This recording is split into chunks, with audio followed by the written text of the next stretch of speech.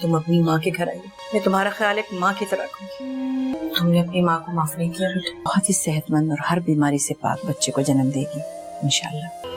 مامتا کی خود غرضی سے مجبور ہو گئی تھی میں، ہاتھ جوڑتی ہوں تمہارے ساتھ، مجھے معاف کر دو بیٹا۔ ڈرامہ سیریل کبھی میں کبھی تم کے آنے والے ایپیسوڈ میں آپ لوگ دیکھیں گے جب سے رباب کی واپسی ہوئی ہے تب سے اس نے عدیل پر کافی زیادہ پریشر ڈالنا شروع کر دیا ہے، اور اس نے عدیل کو اپنی مٹھی میں بند کر رکھا ہے تاکہ عدیل اب اس کی مرضی کے خلاف کوئی بھی کام نہ کر سکے۔ ادھر افتخار احمد جس بات کے لیے اتنا پریشان ہو رہے تھے، آخر وہی سب کچھ جس کے بارے میں افتخار صاحب بہت پریشان تھے۔ عدیل کی ماں اپنے شوہر کو یہ ساری بات بتا دے گی اور اپنے شوہر سے کہے کہ آپ کی پریشانی بالکل جائز تھی، لیکن اس وقت میں ہی آپ کو نہیں سمجھ پائی۔ اگر مجھے پتا ہوتا کہ عدیل ہمارے ساتھ یہ سب کچھ کر رہا ہے تو میں اپنے بیٹے کو یہ سب کچھ کرنے سے پہلے ہی روک دیتی، لیکن مجھے اس ٹائم آپ کی بات سننی چاہیے تھی۔ افتخار صاحب کہیں کہ اگر ہوا کیا ہے بات تو بتاؤ مجھے۔ یہاں پر وہ عدیل اور رباب کی کنورسیشن ساری اپنی شوہر سے شیئر کرے گی، اور یہ ساری باتیں سننے کے بعد افتخار صاحب اور زیادہ پریشان ہو جائیں گے، اور انہیں تو اپنے بیٹے پر کہیں نہ کہیں سے شک تھا کہ عدیل ہمارے ساتھ ضرور کچھ نہ کچھ غلط کر رہا ہے، کیونکہ جس طرح سے عدیل کی نیت انہوں نے دیکھ لی گھر بھیجنے کے بعد،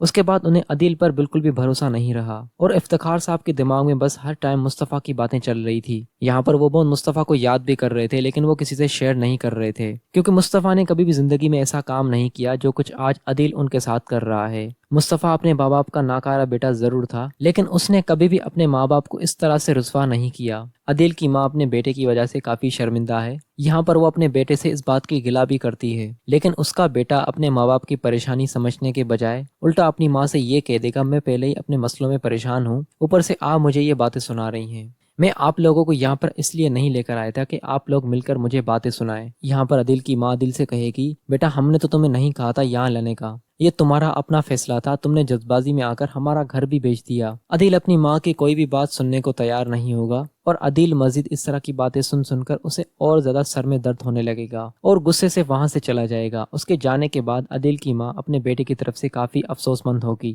کہ ہمیں عدیل پر بہت ناز تھا، لیکن اس نے آج ہمارے ساتھ کیا کر دیا۔